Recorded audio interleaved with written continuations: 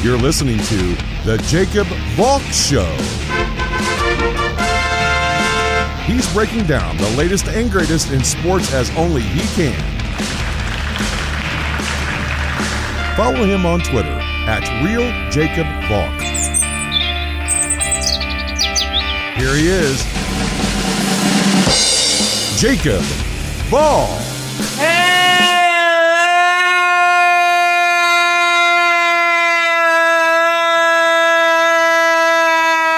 Hello, sports fans!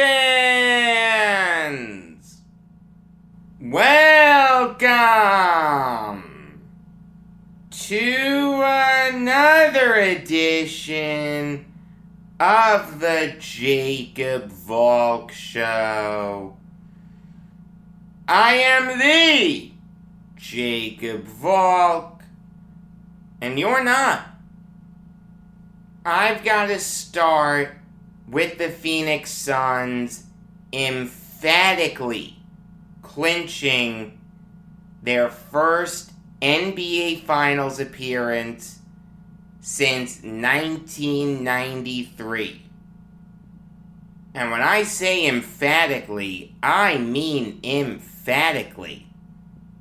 From the word go, the Suns were the better team. They played good defense. Their offensive game plan was phenomenal. They crashed the boards excellently. They were moving the ball around.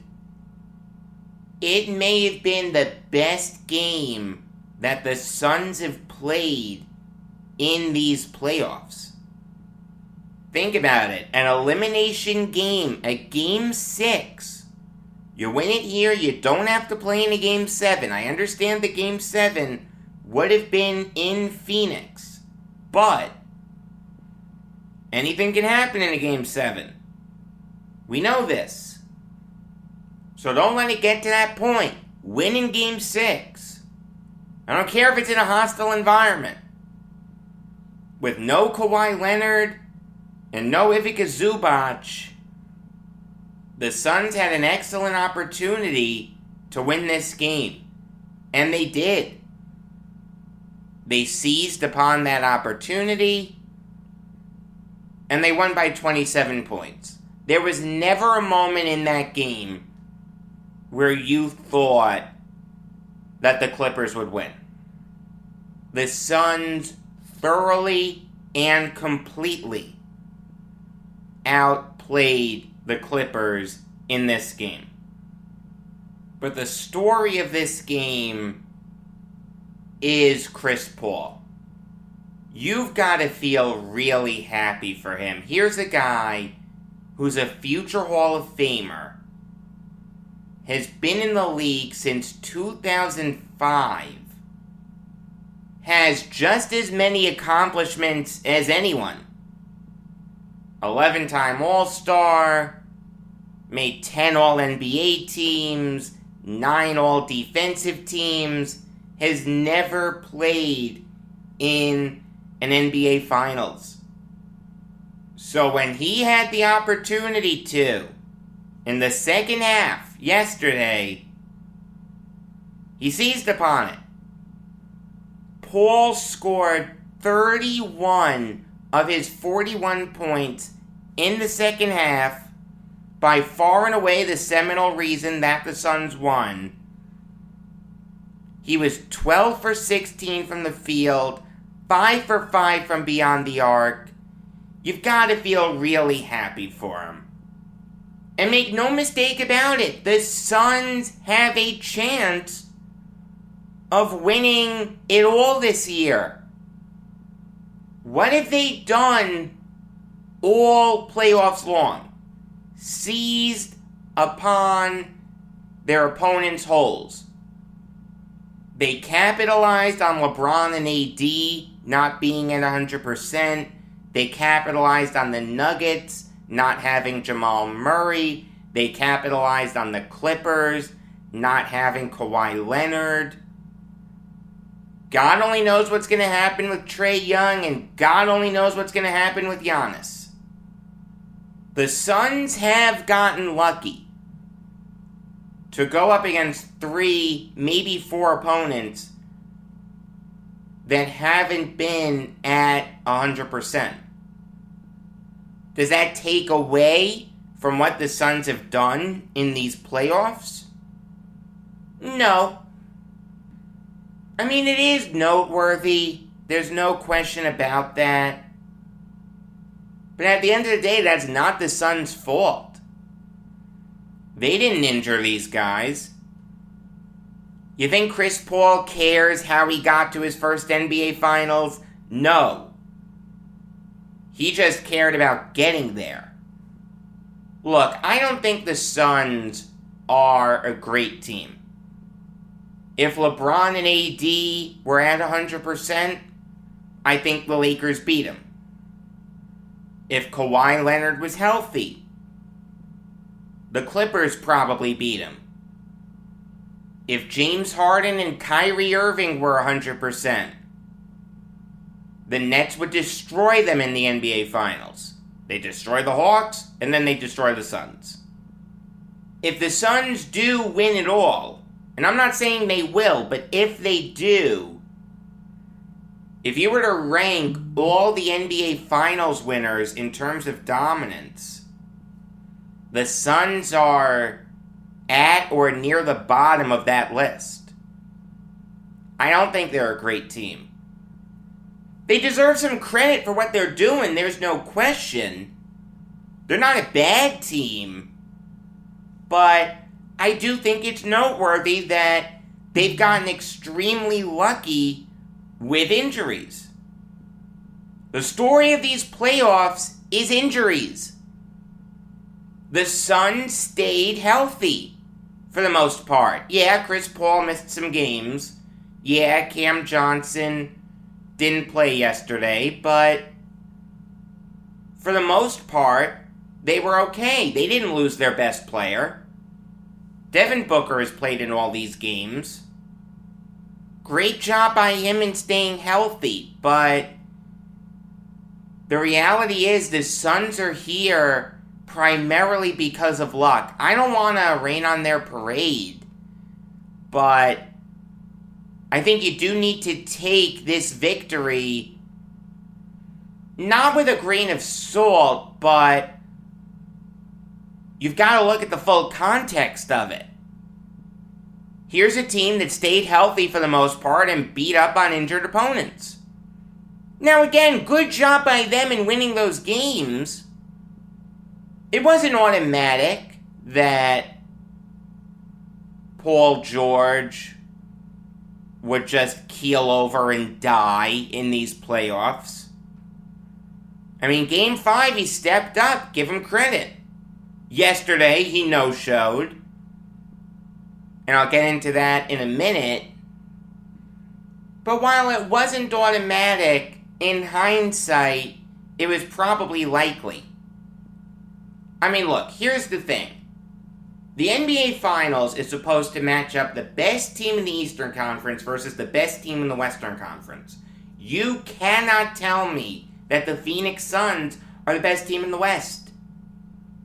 They won the conference, good for them, but I don't think they're great. They do deserve credit for this, though. Alright, James Jones earned Executive of the Year with this move. Last year, if you watched the Suns, you saw that they desperately needed a point guard. All due respect to Ricky Rubio, he's not a bad player. Enter Chris Paul, who played on a Thunder team that was gearing up for a youth movement. Jones knew that he could get Paul out of Oklahoma City. He'd be exactly what Phoenix needed. Paul has been the absolute perfect fit in Phoenix. Think of any other point guard you want in the NBA. James Harden, Steph Curry, Damian Lillard, etc., etc. none of them would be a better fit for the Suns than Chris Paul. He'll take a back seat when he needs to. He'll step up and dominate when he needs to. He'll orchestrate the offense, be the primary ball handler, play great defense. Chris Paul is exactly what the doctor ordered for Phoenix. You can't overstate the mastery of James Jones in trading for Paul. This is going to come off as hypocritical because I'm a Nets fan and I love the big three, I love the star power, but sometimes it's not all about getting the 5 or 10 best players possible. Sometimes it's about getting the best fits for your roster. That's what James Jones did. Paul has been a perfect fit with the Suns. I congratulate him, and I sincerely hope that he adds an NBA Finals victory to his already Hall of Fame worthy legacy. As for the Clippers, this is a concerning loss, okay? To play like that in a Game 6, an elimination game, is tough. I understand that Kawhi Leonard was out. I understand that Ivica Zubac was out.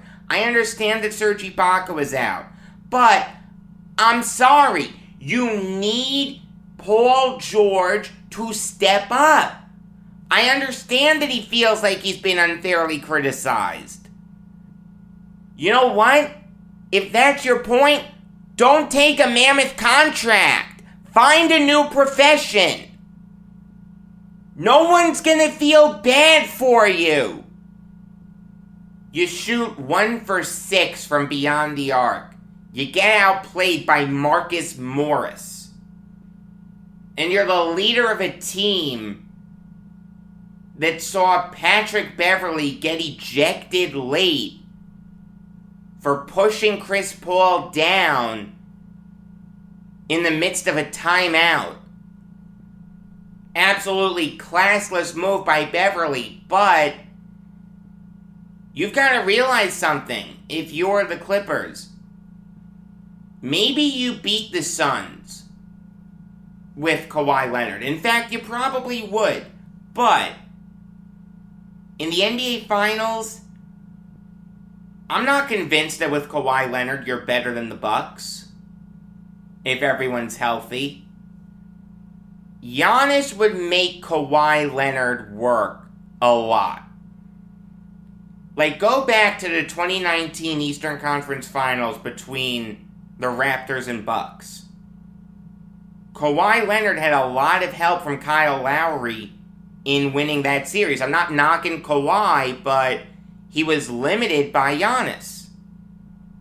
His field goal percentage took a major drop in that series when you compare it to the series against the Magic and Sixers. He needed a guy like Kyle Lowry to step up, and Lowry did. Give him credit. And give Kawhi credit for still putting up 30 points. If you put Paul George in that Kyle Lowry role, he's not stepping up. Chris Middleton is shutting him down. Jrue Holiday would shut him down. I mean, I understand that this was a successful season for the Clippers. The first conference finals appearance in their franchise's history. Okay, that means success. But this can't be it for them. If they don't win an NBA Finals, this era of Clippers basketball with Kawhi Leonard and Paul George will be considered a major disappointment. And the reality is, I don't think Paul George can be the second best player on an NBA Finals winner. And now you've got to hope that Kawhi Leonard's going to re-sign. That's not a guarantee. I think he will. Alright, if I had to put money on it, I'd put money on Kawhi Leonard staying, but in no way, shape, or form is it a guarantee. Alright, now it's time to preview Hawks-Bucks. Speaking of injuries, we know that Giannis is out. We know that Clint Capella, Bogdan Bogdanovic, and Trae Young may be out. It's impossible for me to preview this game. I'm sorry, I just can't do it. I'd say that the Bucks have no chance without Giannis, but the Hawks have no chance without Trae Young, Clint Capella, and Bogdan Bogdanovic. Even two of those guys being out significantly lessens the Hawks' chances of winning. I mean, how are you going to get into this game? How are you going to get into this finals? I just don't understand it. I don't understand how the NBA thinks that this is good. For the love of God, please shorten this season. Give these players more time in between games. You'll lessen injuries and you'll lessen the rest days on nationally televised games. Even if it's locally televised, it drives me nuts to see a guy like Kevin Durant out because of rest. I understand why the Nets are doing it. Okay, I'm not begrudging anyone for that. But it is frustrating. Wait a minute, all your teammates are playing, you're not? I want to see you. I want to see the big three. I only saw it 14 times. The NBA needs to get its head out of its ass. They need to look out for the players and they need to look out for their product. Do something to lessen the chances of all these injuries happening. You're trying to squeeze in a bunch of games. Of course there are going to be more injuries. Basketball is an incredibly physically demanding sport. In fact, you can make the argument that it's the most physically demanding sport. I mean, it's tough to compare all four sports to each other since I never played hockey and I never played football. I mean, I can't skate. I mean, football, some of my friends would play, but it was nothing serious. Basketball, I feel like we all played at some point. Same thing with baseball. I'll say this, basketball is more physically demanding than baseball. I don't think there's a question about that. And you can make the argument that it's more physically demanding than football. Yes, football is more violent, but you gotta realize something. Basketball players play both offense and defense. Football players don't. Obviously they used to, but they don't anymore. I think that gives basketball the edge. Hockey, it's tough. It's tough for me to compare it since I can't skate. But again, you want to lessen the injuries? You want to protect your product? You want to keep your commodities safe? Shorten the season and give these teams more time in between games. I don't know what you'd shorten it to. There's always been this notion of either starting the season around Christmas or Martin Luther King Day. But then that's really shortening the season. If you want to give these guys extra time in between games, you're talking like 50-game seasons. I don't think anyone wants that. Around 70 is fine. I'd settle for that. Yeah, I'll take less regular season games. if it means better playoff games. The owners probably won't, but for the good of the game, for the good of the sport, they need to. Alright, now I'll give you some NHL Valk talk. And I'll start with a very concerning game for the Canadiens. Think about it. Game 1, the Lightning were by far and away the better team. Not even close. The Lightning won 5-1. Game 2, the Canadiens were the better team. They got 43 shots on net. They lost 3-1. Andrei Vasilevsky stood on his head and made 42 saves. Here's what this game proves more than anything. Even though the Canadiens may outplay the Lightning in a game, any team can be better than any other team on any given day of the week. And while that sometimes means that the inferior team will win, sometimes the better team will just find ways to win. They'll capitalize on the few opportunities that they have. I mean, the Lightning had great chances to win all throughout this game, obviously, but it was only because of Andrei Vasilevsky.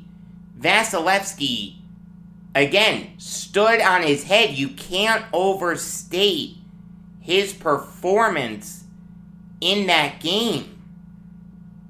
Obviously, only giving up one goal is really impressive. You know how many goals he gave up in Game 1? Just one. So in these 2 Stanley Cup Finals games, he's given up 2 goals. That's incredible. And when you combine that with the Lightning's high-powered offense that has scored at least 3 goals in both games, that's a really good recipe for victory. I mean, what ticks me off as an Islanders fan is knowing that the Islanders would steamroll the Canadiens. I don't even think it would be a contest. The Canadiens got hot at the right time. That's how they were able to beat the Leafs, to beat the Jets, and to beat the Golden Knights. Now they're cooling off. The Islanders would take advantage of them, and they'd be up 2-0. Yes, the Habs were the better team yesterday, but the Islanders won a lot of games this year where they were the inferior team. I've said this before, the Islanders play well when they're bad. Now I'll say this, Carey Price has really disappointed me.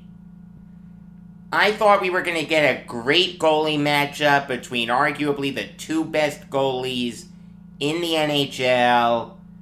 Vasilevsky has shown up, but Price hasn't. The guy only faced 23 shots last night. He made just 20 saves. The first goal, the Cirelli goal, you've got to stop that puck. I understand that you didn't pick it up until late, but you did get a piece of it. It was one of those goals where Cirelli just wanted to put the puck on net and see what happened. Now, that was a good play by Cirelli. Don't get me wrong. I advocate for that a lot. It's the right thing to do. But in a situation like that, you've got to stop the puck. It didn't have a lot of velocity on it. It was from a long ways out. Again, I know that Price didn't see it. But again, he got a piece of it.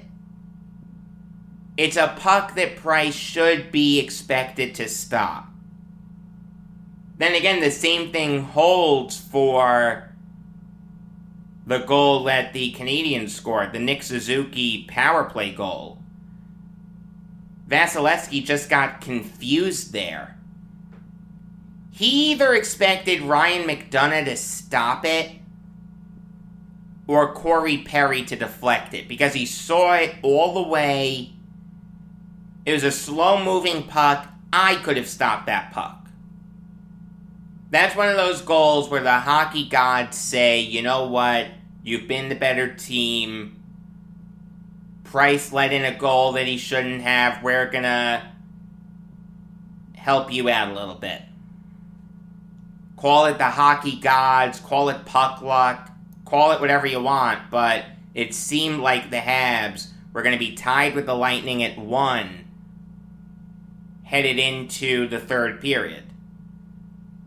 And seeing as though the Canadiens thoroughly outplayed the Lightning through the first 40 minutes, you would have had to have felt really good about your chances if you're Luke Richardson.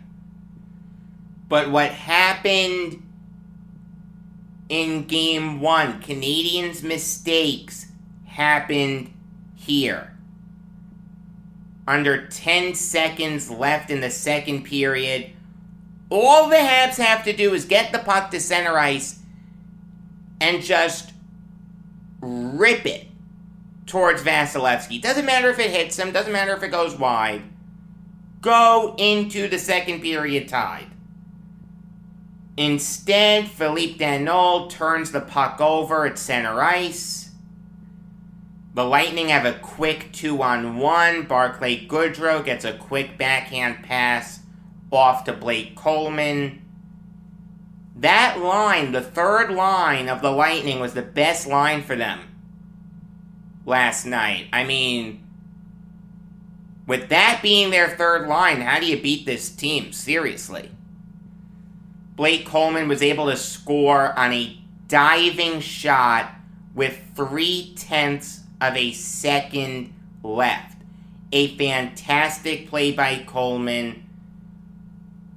Price should have stopped it. You know that every Canadian and every Canadiens fan was just dead after that.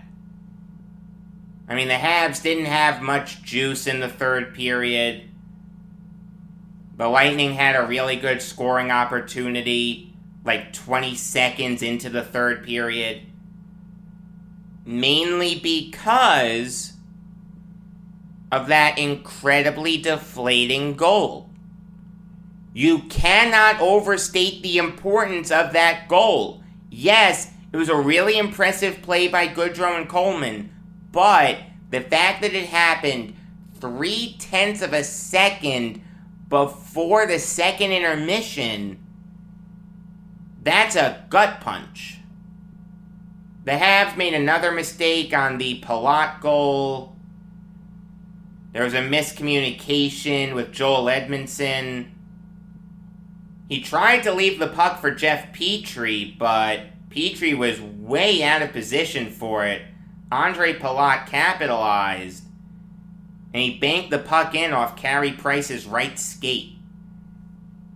Again, 2 Canadiens' mistakes lead to 2 Lightning goals. There is no better team at seizing upon mistakes than the Tampa Bay Lightning.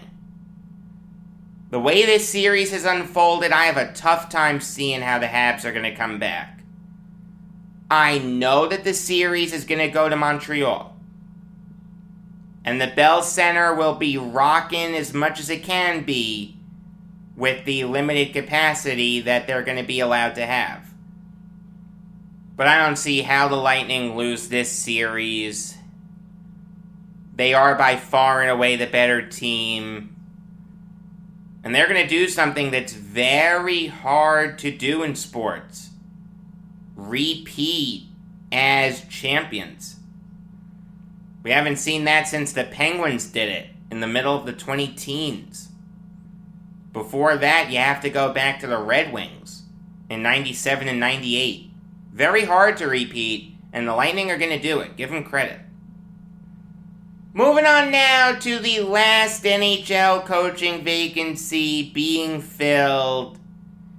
The Arizona Coyotes hired Andre Tourigny as their head coach. If that name sounds unfamiliar to you, don't feel bad. It was unfamiliar to me too. In fact, I'm pretty sure that I butchered the pronunciation of it. And I'm going to butcher some other pronunciations. Here's a guy who's been really successful in junior hockey. From 2003 to 2013, he coached the Rouyn-Noranda Huskies. There's my butchered pronunciation.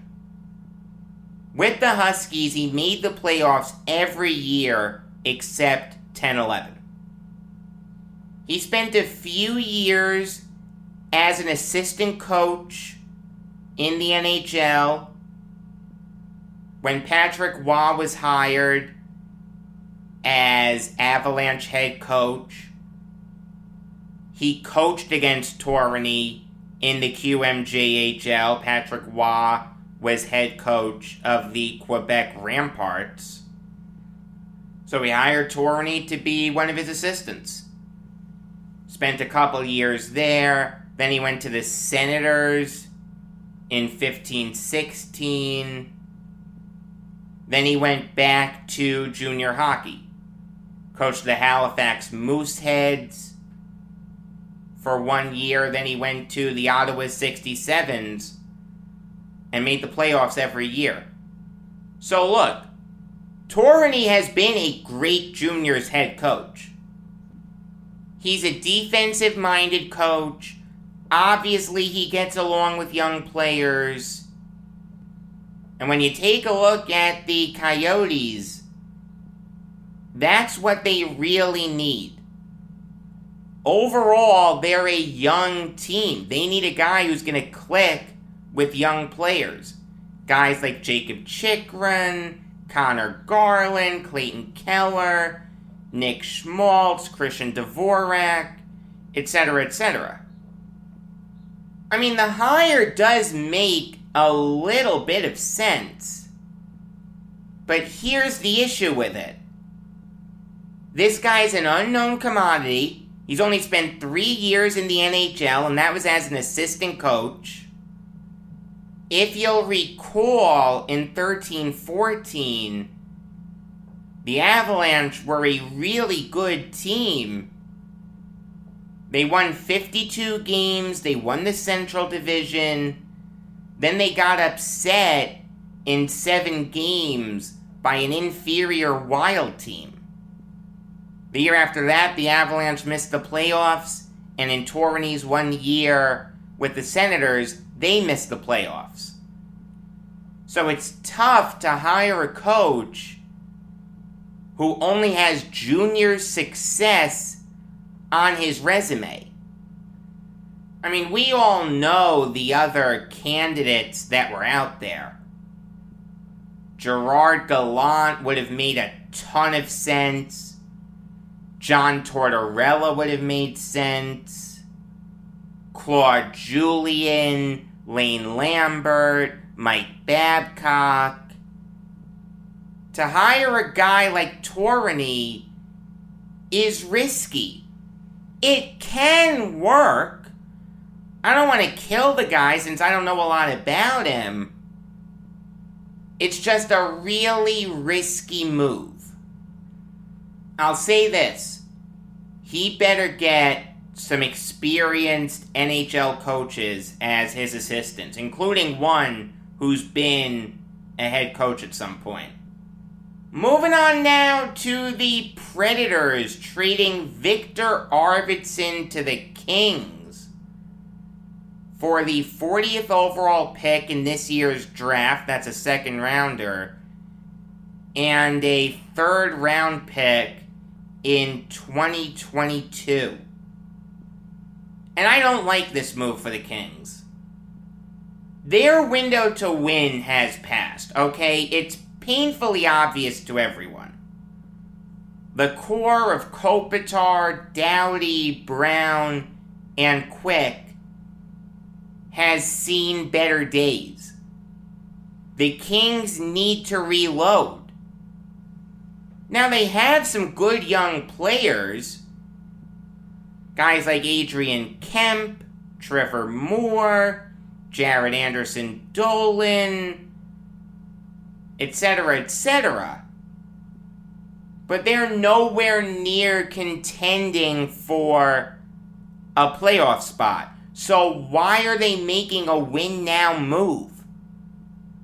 Arvidsson's a guy who's in the prime of his career. He's 28.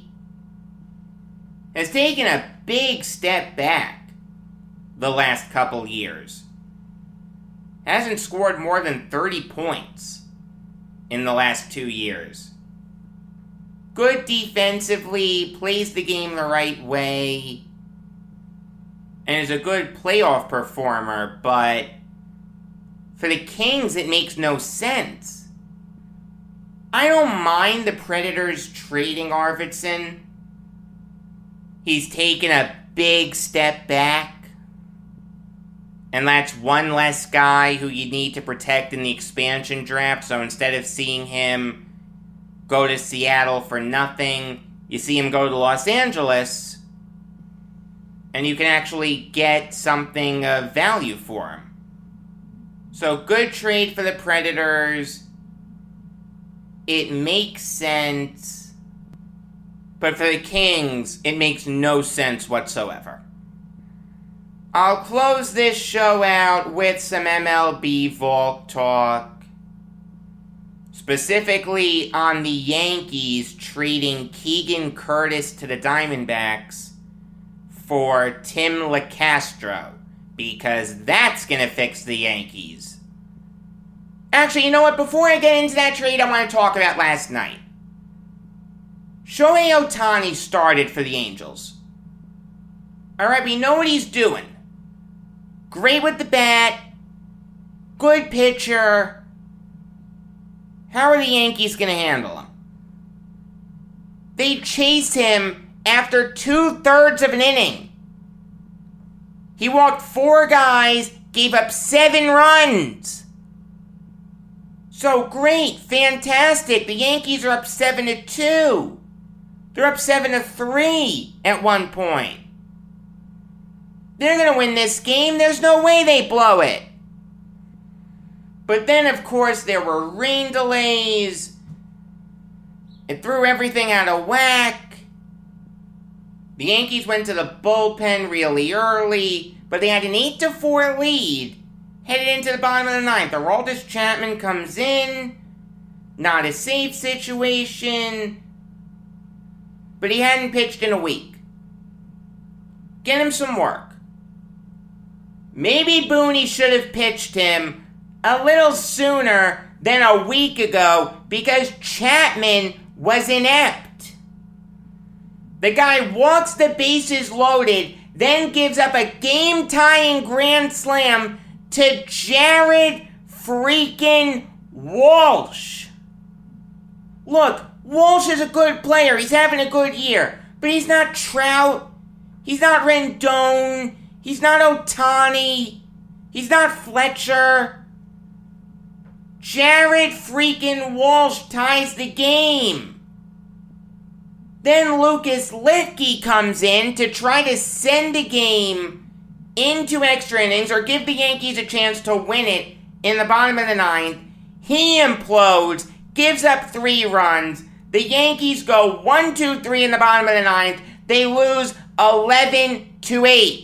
They gave up 7 runs in the top of the 9th. And Hal Steinbrenner, in a press conference today, gave Cashman and Boone a vote of confidence. Hal, please give me your birth certificate. I want to see if it's real, because you're not a Steinbrenner. Your father would have fired Cashman and Boone weeks ago, and he would have been right to do it. I mean, Hal said that his father sometimes made rash decisions and he was criticized for it. Yes, George Steinbrenner was not perfect. But firing Cashman and Boone isn't a rash decision. For God's sake, the Yankees are just 2 games above 500. They're 8.5 games behind the Red Sox in the division, 5.5 games behind the Rays for the second wildcard spot. They're not making the playoffs. It's clear as day. You've got a fire Boone chant breaking out late in the game last night. How do you watch that game and not fire Boone? How do you watch that game and not fire Cashman? How is this acceptable to you? This is the worst Yankees team that they've had in over 25 years. Those bad teams of the mid-20 teens, you knew they weren't making the playoffs. 13 and 14, those were nostalgia trips. Those weren't playoff teams. We all knew that. 15, you sneak into the playoffs. 16, you do the right thing. You sell. Set up the Yankees for future success. That future success has not happened. Garrett Cole is going to spend his first full year in Yankees pinstripes watching October baseball on his couch. How is that acceptable to you? See, here's the thing. The logic that the Yankees are peddling makes no sense. That's what ticks me off. If Hal Steinbrenner had said that firing Aaron Boone and firing Brian Cashman wouldn't change anything, I'd agree with that. Because a new GM and a new manager coming in won't make this team a playoff team overnight. But his logic is that the players are underperforming. So he's blaming the players. Basically, his logic is that these players are talented, they're just not producing. His logic isn't necessarily wrong. You'd like LeMahieu to be doing a little bit more. You'd like Urshela to be doing a little bit more. You'd like Torres to be doing a lot more. You'd like the Yankees to get some production at center field. You'd like Luke Voigt to get his act together. You'd like Herman to be better. You'd like Taillon to be better. And you'd like Aroldis Chapman to have not blown that game last night. But here's the thing. If your point is that the players are talented, they're just not producing, isn't that on the coaching staff? If the players aren't doing what they need to do, shouldn't the coaches fix it? Or am I missing something? Aaron Boone doesn't do anything else. He's got a freaking computer telling him what to do, sitting judging Urshela. In a really important game, the Yankees destroy the Angels on Tuesday night. They could have gotten something going. Save the season. Boone's words, not mine. And he sits 2 of his best players. Oh, they needed a rest. Because you couldn't look at a weather forecast and see that it was going to rain today. The game got called today. This was their rest day. Because you couldn't look and see that there was going to be a rain delay or 2. I don't remember exactly. I wasn't following the game last night. I couldn't do it. I'm just having a tough time getting into the Yankees. I'm going to have a tough time with sports until football starts, let me tell you. You couldn't look at the weather forecast and see that there were going to be rain delays and say, that's the rest day. Aaron Boone is inept. If Brian Cashman doesn't trust him to manage, why did he hire him? Wanted a yes man. Wanted a fall guy. Well, he's got it. The chant last night wasn't fire Cashman. It was fire Boone.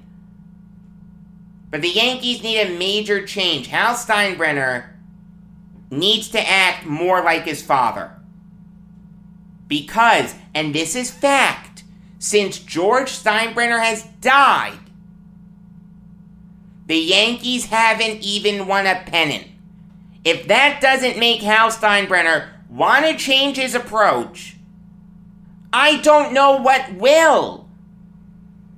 This guy isn't the Steinbrenner. This guy's an embarrassment to the name. His father has to be turning over in his grave. I feel sorry for George. And then to say that we're not contemplating being sellers. How are you not contemplating being sellers? So wait a minute, you think it's a good thing to go over the luxury tax this year? You think this is the year to go all in? See, here's the thing, okay? Steinbrenner's gonna say, assuming that the Yankees make a trade that sends them over the luxury tax, that we went all in last year, we have to be under the luxury tax. Regardless of what happens next year, we have to be under the luxury tax. So if the Yankees are playing well, but they have a hole to fill, they're not going to fill it if they go over the luxury tax. It makes no sense. Hal Steinbrenner knows nothing about baseball.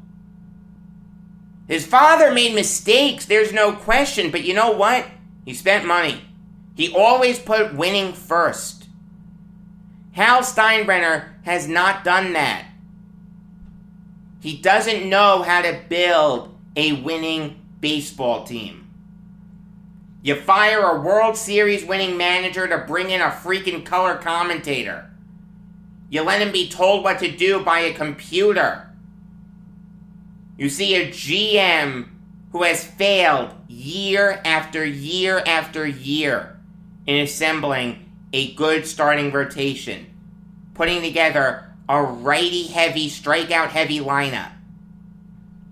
The Yankees need a full change from top to bottom. Hal Steinbrenner needs to take a look in the mirror, act more like his father, realize that he's a Steinbrenner, and stop acting stupid.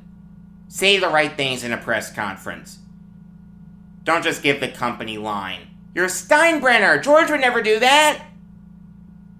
Here's what Hal Steinbrenner should have done.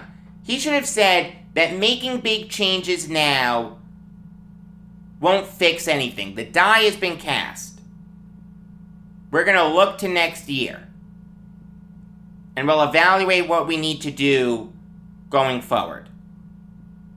Basically intimating that you're going to fire Cashman and you're going to fire Boone after this year. Everyone would have loved that.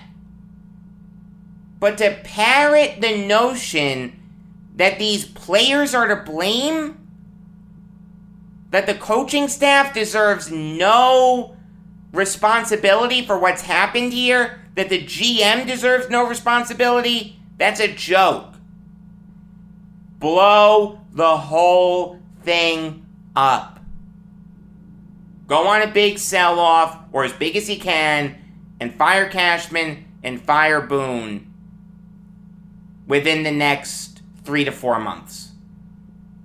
As for the Tim LeCastro trade, it makes sense. The Yankees need a center fielder, there's no question.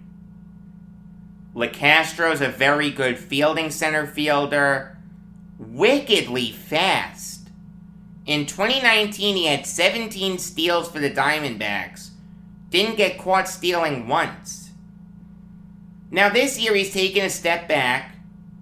He's hitting a putrid 178 with 1 homer and 5 ribbies. He does have 5 steals. He's been caught stealing 3 times. I'm not crazy about that. He does get hit by pitches a lot, though, so he'll get on base. He's a local guy, was born in Syracuse, grew up upstate. So maybe he'll be motivated coming back home. The Yankees need a center fielder. They need a speedster that they can put in late in games. And they need a guy with a good glove. That's Tim LeCastro. I don't mind the trade. It makes sense. And you don't need to worry about Keegan Curtis. He's a schmagegi. Until tomorrow, I am Jacob Valk saying, shout out to you, Donald Rumsfeld.